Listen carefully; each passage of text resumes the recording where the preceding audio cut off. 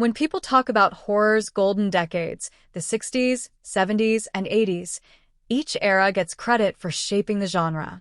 The 60s sharpened the slasher blade, the 70s summoned supernatural chills, and the 80s mashed them together with gleeful excess. That's when Sam Raimi's The Evil Dead 1981 exploded onto the indie horror scene, bringing buckets of blood, possessed trees, and a brand new kind of cabin-in-the-woods nightmare. But the film that truly defined the Evil Dead legacy didn't arrive until 6 years later.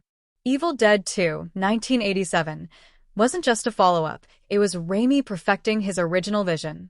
Why Evil Dead 2 stands out.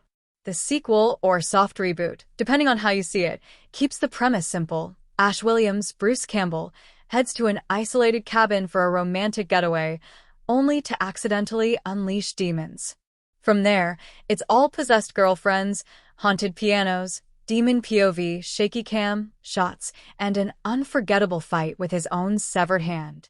What makes Evil Dead 2 a masterpiece is its razor-sharp pacing, inventive practical effects, and tonal tightrope walk between genuine terror and absurd, slapstick comedy. Campbell shifts seamlessly from screaming and horror to delivering the kind of physical comedy worthy of a silent film legend. A better version of the original. The first Evil Dead was a slow-burn creepfest that exploded halfway through.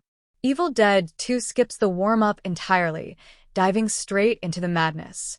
It expands the lore, gives Ash more depth, and adds new characters for the Deadites to torment, keeping the chaos fresh. It also embraces Raimi's trademark mix of horror and humor more boldly than the first film.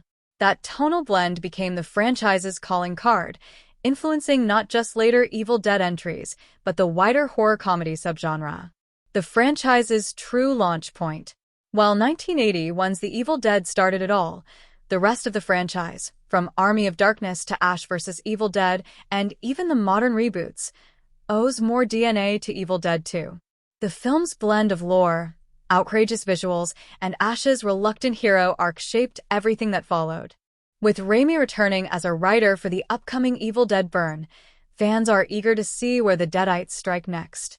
But no matter how wild things get, Evil Dead 2 remains the series' high-water mark, the rare sequel-slash-remake that surpasses its source.